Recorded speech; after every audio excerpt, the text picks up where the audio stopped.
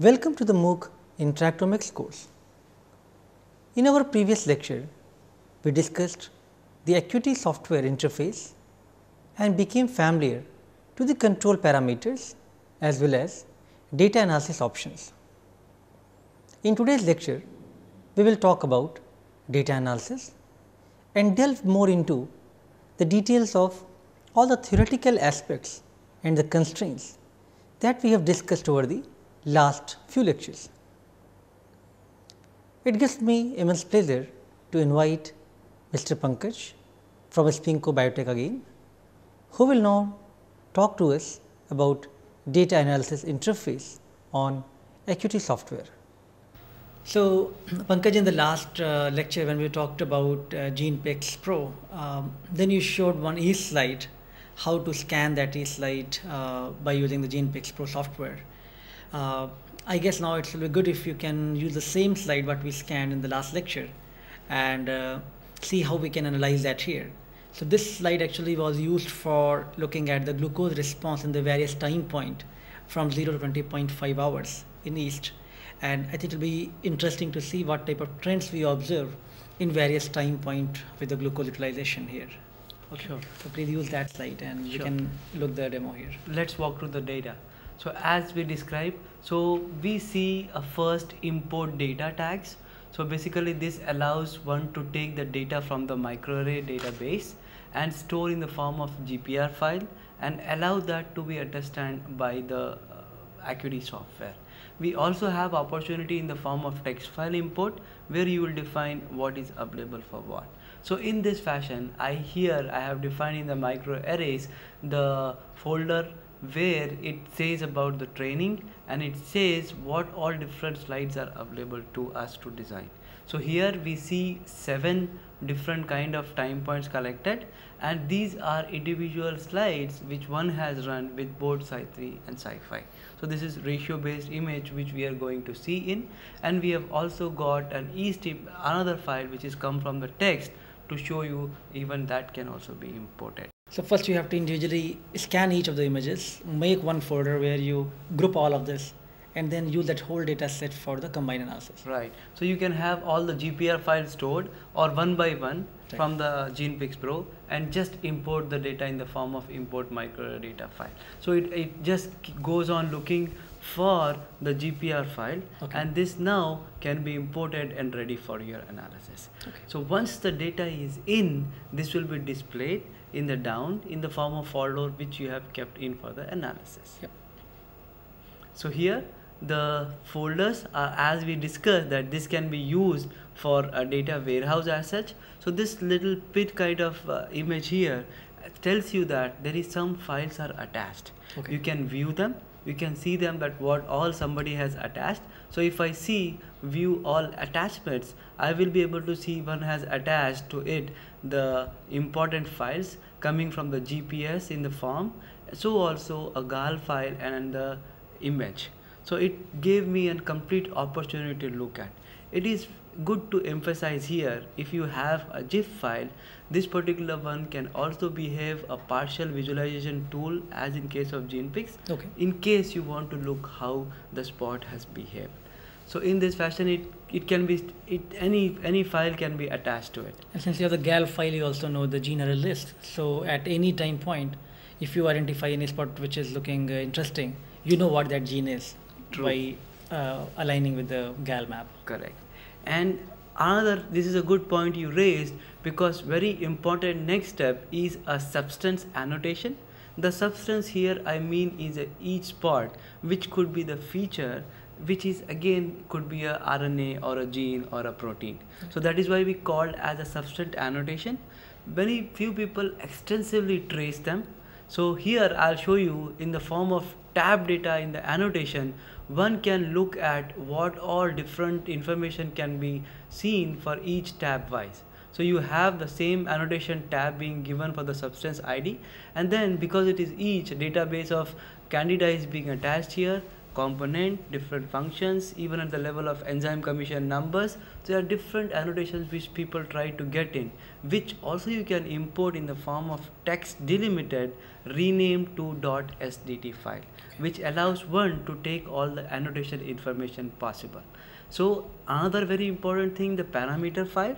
So as you have said already that it is very, very important for one scientist to look all the parameters and group accordingly. Right. This can be made again in the text delimited form and can be renamed to .mdt file, and this again can be imported to look at all the parameters are visible in the form in the down window here to look at. In few seconds more you will understand what each window means, but as it is case, you can just switch over to different types and you can just go to a parameter file and look at what all details I have. Maybe you can just briefly explain each of the tabs so Sure. that students are clear about what is they can infer from each of these windows. Sure. So here in the working area which we have defined, it is again split into two.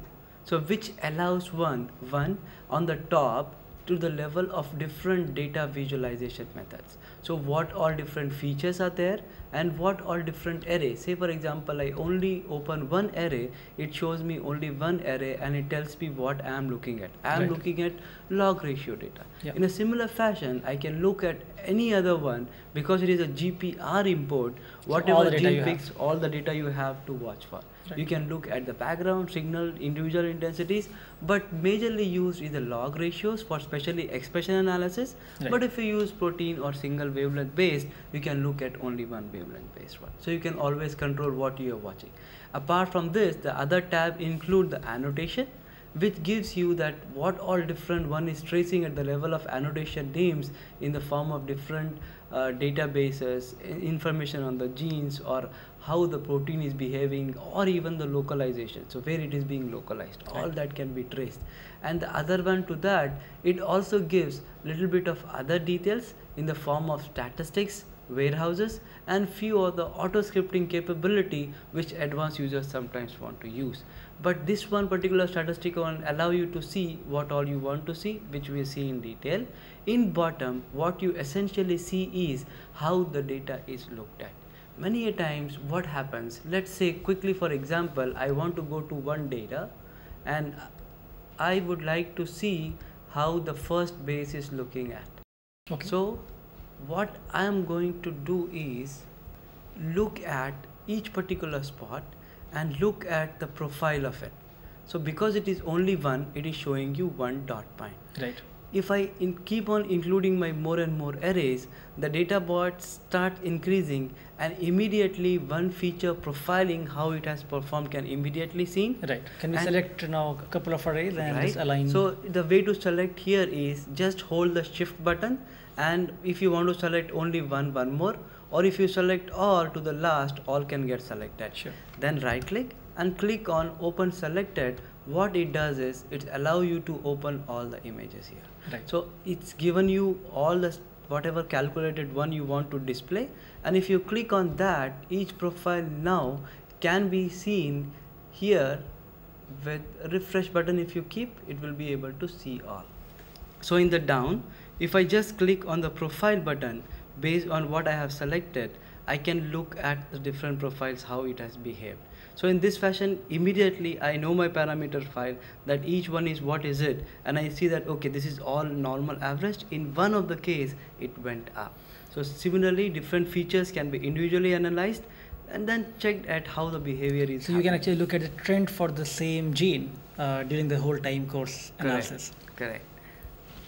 So you can also trace little bit of working on the data. Before going into this, let me explain an important factor here. What does each images mean? Sure. Actually, if you carefully look, may not be very clear that this is little purplish in color and the other down ones are little reddish in color. Yep. The purple one means that the data is not normalized. Okay. The red color means that the data is normalized, and little dot green color what you are seeing tells me that I have a JPEG image which I can see down here. So it allows me a connectivity of what is happening just by visualization. If you want, say that the data is not normalized, it's an easy process of doing it. So you once imported the data, on that you can just right click and look at a normalization wizard. This normalization wizard allow one to choose different kind of normalization process, which we have discussed earlier, that it could be a ratio based or lowest normalization based. It is continuous and it is discontinuous type. So one can select, but one has to remember the way one has been normalized, all my time point has to be normalized in same way. Yeah. So you cannot cross difference in the form of different normalizations and compare them. So you're looking at a little bit of a different balance. Yeah, because unless you normalize in the same scheme, you cannot compare those across, right? Because you're going to compare different time points here. Correct. So as the other ones are being analyzed in the form of ratio based, I'm going to select the one. You have an opportunity to select different types. I'm going to select ratio of medians, which is the most preferred. And if you see again, just the next button with all the flagging which is said, if they are flagged, please don't allow for the calculations. Okay. So right, and then you just click next.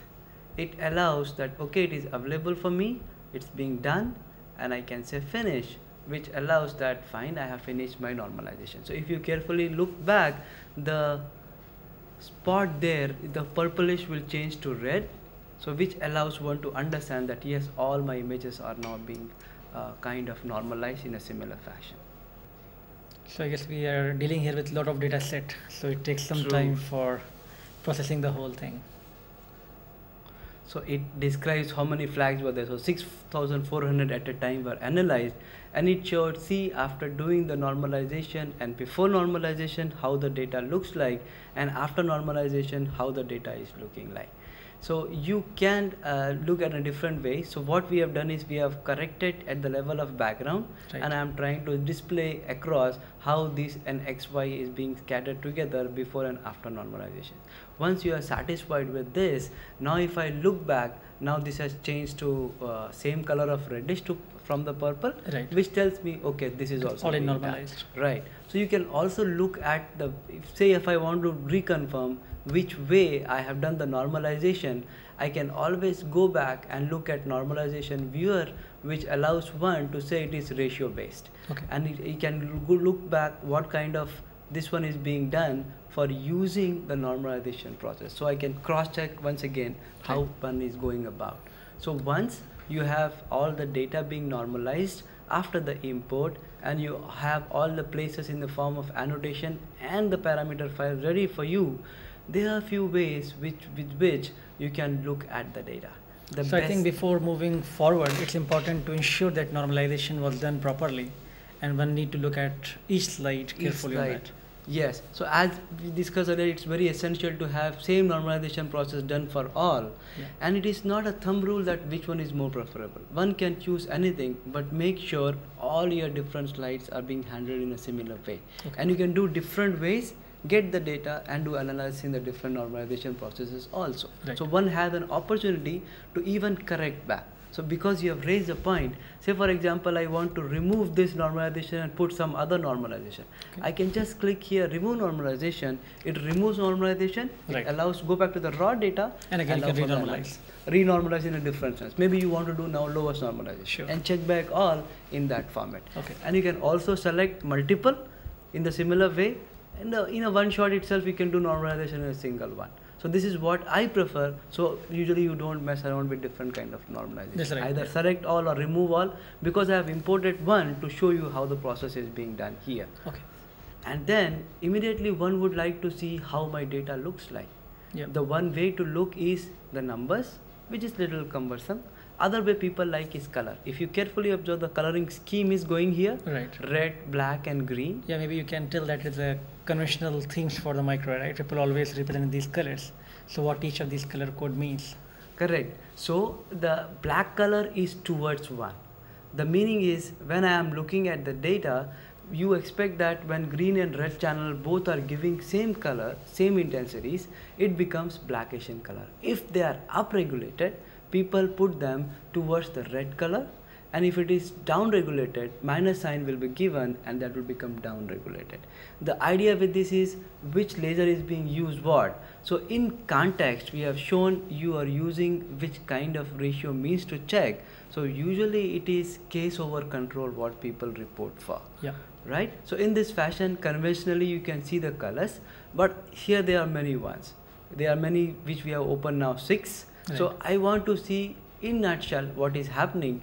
Acuity allows you to do it by seeing you can do an auto fit color.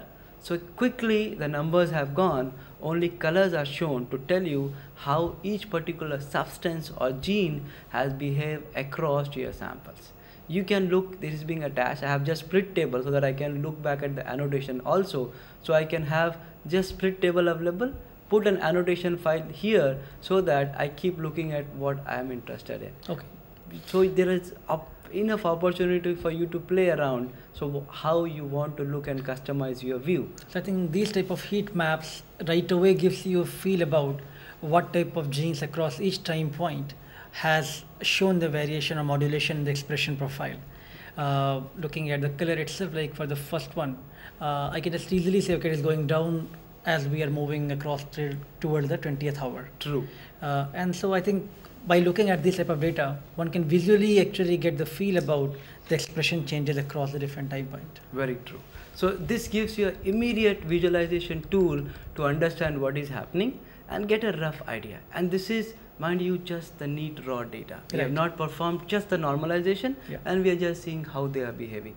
So it gives you a rough profile. Okay, I have some biology which is going for this particular design of experiment.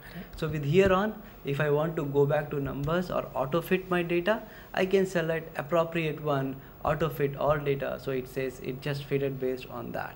So it again shows you the number back. Okay. So we have got the data imported now. We have done the normalizations. We are trying to see how they have behaved. Very important thing which sometimes people like is in the form of like able to move the data sorting up and down. But before doing that, Acuity tells you that first you make a data set. Okay. The meaning of data set is this is just looking at the raw data, and I want to extract the data and allow to keep in a data set here towards the down. Okay. So there you are available with all the different kind of things. So now there are two ways of doing things in the data set.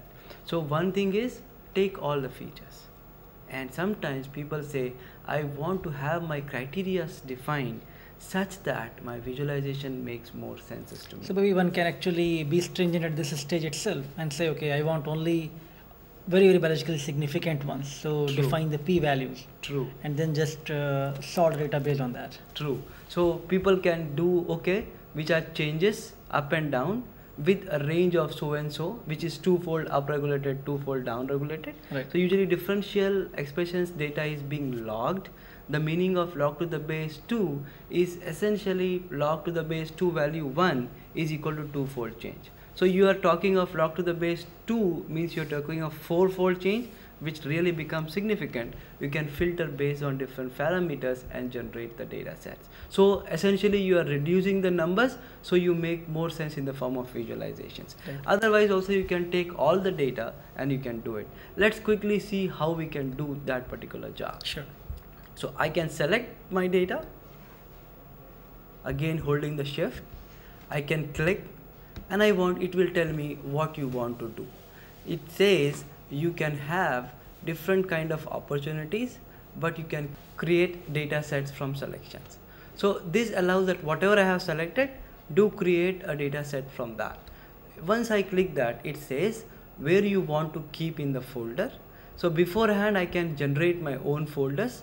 I can define my studies, right, and I can place them. Say for example, I am going to give it a name called training, and it creates all the data from that. So here you go, from the 7 microarrays you have got, and you have got all the data available. Yeah. Now this is the one to get all complete data. You can also have other ways, as you suggested, that p-value importance coming or log fold change values coming in. You can define a criteria of doing that. The way to do that, again look at a common task pane. We have done the 3 steps, and now after doing normalization, I can click on create an open data set. Before actually you move, just I think it's a good idea you just refresh again, sort of the task stepwise. So the first was the import data. Correct. So if you see, first was the import data, then importing the substance annotation file, which is a .sdt file, which gives all the annotations, which you have made a tab delimited and named it to .sdt. Then the third one is microarray parameters, where it is being stored in the form of tab delimited named to .mdt file. So which allows one to trace all the details. The other 3 you are seeing is based on the Affymetrix, which is actually a cell file. So their image is actually a DAT file, which they convert to the intensity level cell file. That can also be handled, but just it does an RMA analysis where they have moved a little bit further for the different kind of analysis. But it does give opportunity even to look at Affymetrix outcome data. And then you have a viewing data. So as we have seen, you can auto fit the data, you can look at the color being coded, you can view the data in a different form. You can individually look at them, or look with the numbers and comprise them and see all the arrays, how the behavior is happening. You can also look at the profiling at the down based on what you have seen earlier. You can look at any of the things, click on the profile, and you will be able to see how this has behaved across. So apart from that, next step involves the normalization wizard. So I need to make sure that all my chips are being normalized similarly, or essentially when I import the data, I prefer it non-normalized, and all I select one base of normalization. I can create same level of experiment with different normalization per se and do the further analysis down there. So once we have finished the normalization method, you can look at a query which is creating a data sets. So as we described, one simple way is write at the data, select the chips, and then create a data, or you can come here and say create a data set from the open data set. So how to go for this one? If I click on create and open data sets, right? So you can see similar way it has popped up the window where it shows in the data set the mother folder, and then the childs of it, that what all can be generated now. And then I can create a data set here in this form, which we can do directly there. Very other important factor is creating a data set from the query. The meaning is that you can define the different criteria right from the design of the experiment to little bit of more details of statistics to import what I want to import inside. Say for example, quickly here I can define which my experiment I want to do type, or based on the parameters as such, I can say that okay, I want to import the data in the form of only one particular parameter.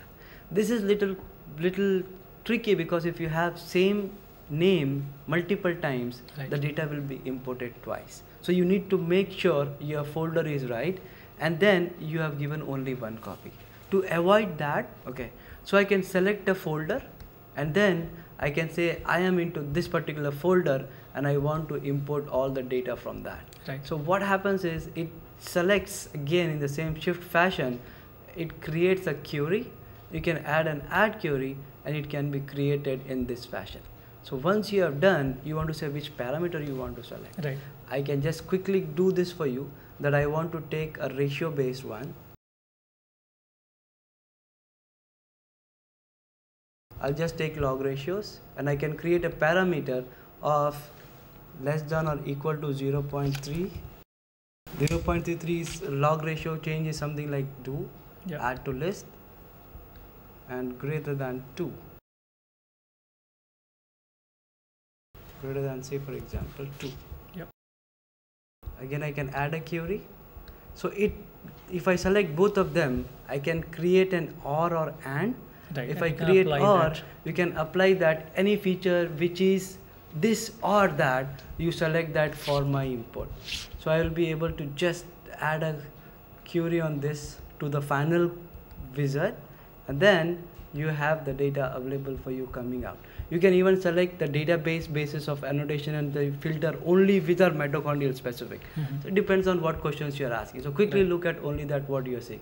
So it says how many of them are there in that. So it reduced the numbers. So in this fashion, I can import a limited number of database as well, right? I can give a name to it like filtered, and it will be imported.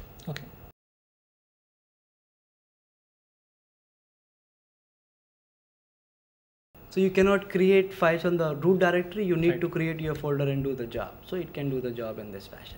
So once you are ready with your data set, what you want to do sometime is, based on your experiment, it gives you an opportunity what all you can do. Number one, you can sort the columns, meaning F1 to F7, I want to make F7 first. I can do the sorting by that, and so also I can do a different ways of combining columns. One, why you need to combine columns. Say for example, I have given 3 technical replicates for each, and then biological replicates of 3. So I can just take an average of them, combine the columns, and it will take an average of all of this, and you are ready with the data to go ahead for the analysis part. So many a times you can also go for a normalized to column. The meaning is I am having a 0 to maximum. So I want all my data to get normalized to first column. This feature is used when you are essentially using a time point. So all will be standardized or normalized to one column which you have defined as a 0th one. And a very important one, other one is a dye swap. Usually we know that Psi3 and Psi5. Psi3 is little less in size, Psi5 is little bigger. So there is a variation in the incorporation of that. To take care, usually people do at least one dye swap experiment to accommodate the variations happening because of the dye. So what you can do is you can apply a dye swap. I can quickly show how the dye swap works. Dye swap just changes the way you look at. Say you have taken a ratio of 1 by another wavelength, so it just reverses it. So it is just minus x. So minus will become plus, plus will become minus. So it just changes the dye swap, which will take care in the form of combining the data and avoiding the variability happening due to the dye swap effect. We also talked about dye swap, and I was talking to them about dyes technology and how one need to use in fact labeling with different dyes and reverse dye swapping so that there is no dye bias in the analysis. True. So same can be accommodated here at the microarray to look at. That was a very nice part actually to go ahead with. And then many times which you find that the few rows I want to remove, I can remove few rows, I can select few of the columns I can remove. Say example, some QC has not passed. So I can just remove them, which can allow me to do a different ways.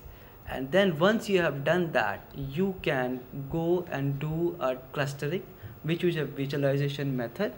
So technically the clustering is divided into 2 types, hierarchical and non-hierarchical. Hierarchical means that in the starting you have only one start point, and then all other features are attached to them. Other one is non-hierarchical type, where each group behaves independently of each other. So there are k-means, SOMs, k-medians, and the particularly one, the people use hierarchical when they don't know where to start with. So they start with hierarchical when they don't know how many groups could happen and how many results I am expecting. And once you do have the results, an idea, you can cut down, because hierarchical is little RAM consuming. It takes little bit of more time. Whereas because you can imagine all has to be linked to one. And there are different ways of doing it, center based, the best like coefficient correlation based, or distance metric based, and lastly binary based. So binary based is usually used for only CGS kind of analysis where it is present absent type, whereas the earlier 2 ones are extensively used in the microarray data. The Pearson's correlation with centric ones are being used for the median or the mean type variation. So when we quickly do it, we will be able to see what we can do. Say for example, I want to do on my filtered data, which I have already done, one of the clusterings. Say I have got the filtering, I have got the log ratios. And another important thing is, whichever is something like bluish in color, that particular one you have selected to work with. So this filter data. Yeah, so this is actually a filtered data and allowed to work with. And when I hit a kind of clustering possibility, it says you need to create a quick data set.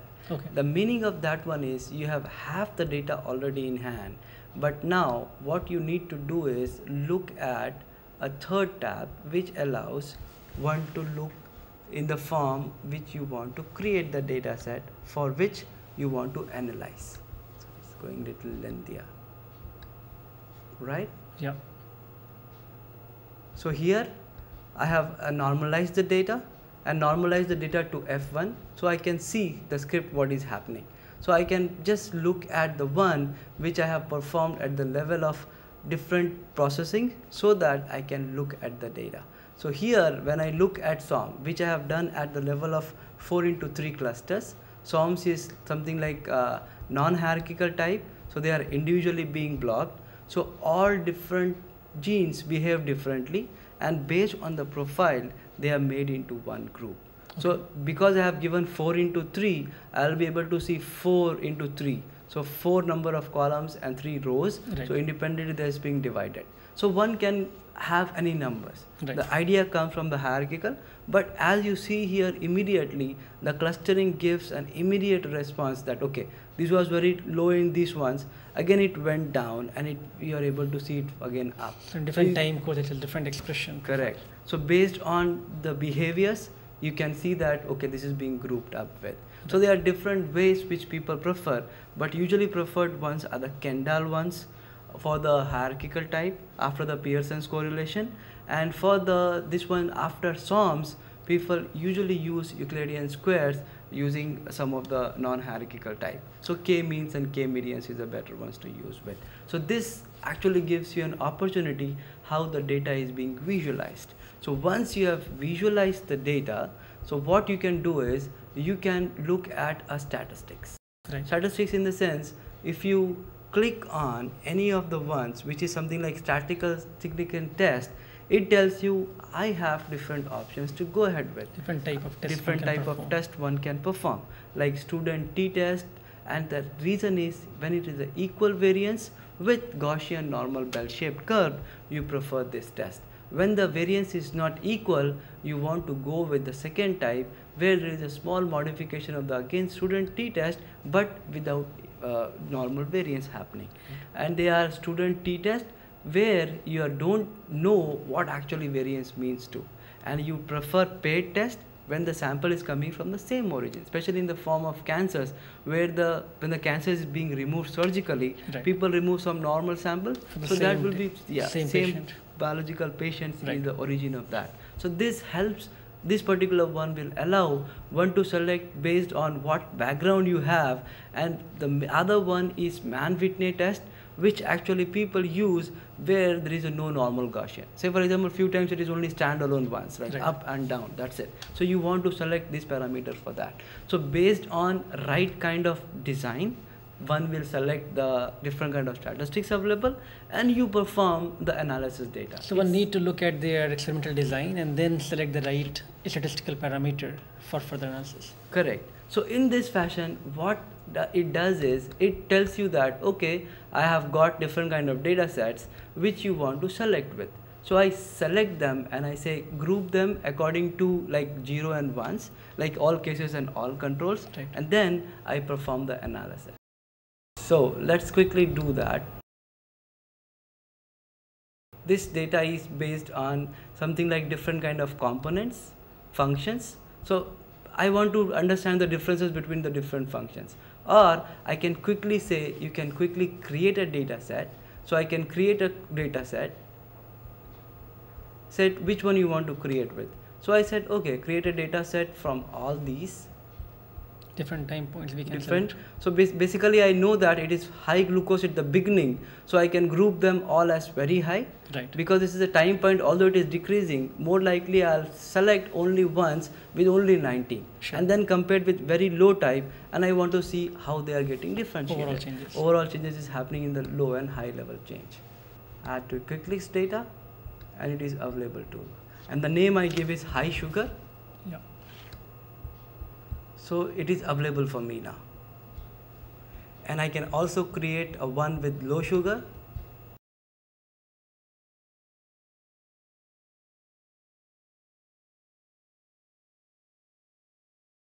and I'm going to say I'm going to compare these two groups. I can differentially color them, right, and I can see how the things are happening. Hit OK, and you are ready with the different things. Other important thing is for the multiple testing corrections, it also gives an opportunity of correcting for the different multiple correction type. Say for example, Bonferroni, which is being used, Hodgberg, Benjamin Hodgberg. So they are like different ways of correcting for the multiple test corrections. So you can apply different ones and look more preferably is Bonferroni, which is more stringent type. Hodgepodge and Benjamin is little lenient on the multiple correction type. So you select them and see, still there is a huge number of things which is getting significant p-value changes. So these genes become really important for me. I can say I can create the image, store them, and look back what these genes are, what those functions are. So in this fashion, one can visualize, look at the differential gene with different kind of statistics, with different kind of multiple corrections, and look at the data up. So in this fashion, Acuity helps in understanding the data analysis. Okay, it was very nice to see that there are so many parameters and options we have here for QCing the data and analyzing it further for obtaining some meaningful information. I guess there is no end to doing all of this analysis till one really feels confident about that whole process has performed well. So I think I will finish here. So thank you for giving a very useful demonstration on the software and at least giving a glimpse of the entire workflow, how different type of processes are involved. I'm sure there is a lot more can be explained and a lot more can be done here, but just due to the overall time and this lecture, I think we should finish here. At least students have got the glimpse of the overall process involved in the analysis and how one can look at a stringent way, different type of statistical tests one need to perform, and then different type of filtering can be done to obtain a different type of fold change and different ratios one need to obtain. And further one need to look at the trends for each of those and which can be color coded and presented in different ways. So thank you very much, Pankaj, for being here and giving a very useful demonstration on Acuity software for microdata analysis. Thank you. Thank you, Dr. Srivastava. Thank you. Pleasure. It was very informative to discuss various parameters and options which have been placed for QCing the data and analyzing it further for obtaining some meaningful information.